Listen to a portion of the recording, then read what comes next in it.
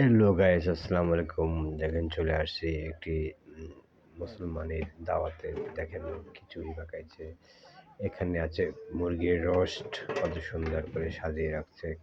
তারপরে আছে এটা কি বলে গরু ভুনা, তারপরে এটা খাসি রেজালা, তারপরে এটা হচ্ছে ডাল, এটা হয়েছে পোলাও, তারপরে অনেক কিছুই আছে, সালাদ আছে।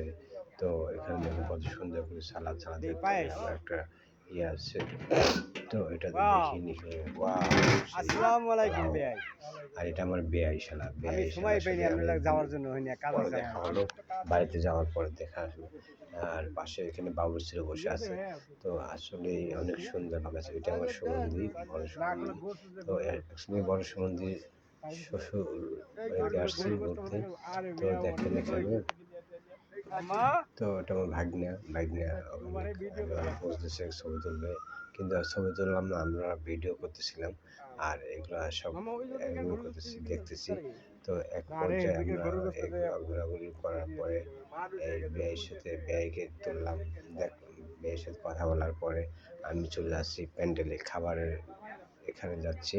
তো প্যান্ডেলের ভিতরে ঢুকলাম, দেখেন প্যান্ডেল কত সুন্দর করে সাজিয়েছেন এবং সবাই খাওয়ার জন্য প্রস্তুত। তো সবাই বসে আছে, একটু পরে হয়তো খাবার টাবার দিবে। তো খাবার দেওয়ার সময় আমরা এখানে থাকবো, এখান থেকে আমার এই যে ভাগ্নে জামাই, তো সবাই এই যে বেয়াই সারা দেওয়ার শুরু থাকবে, আসলে আমরা খাওয়া দাওয়া শুরু করলাম।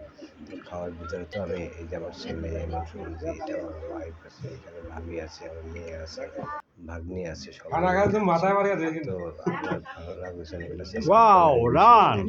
ভালো লাগবে, আল্লাহ হাফেজ, সবাই ভালো থাকবেন।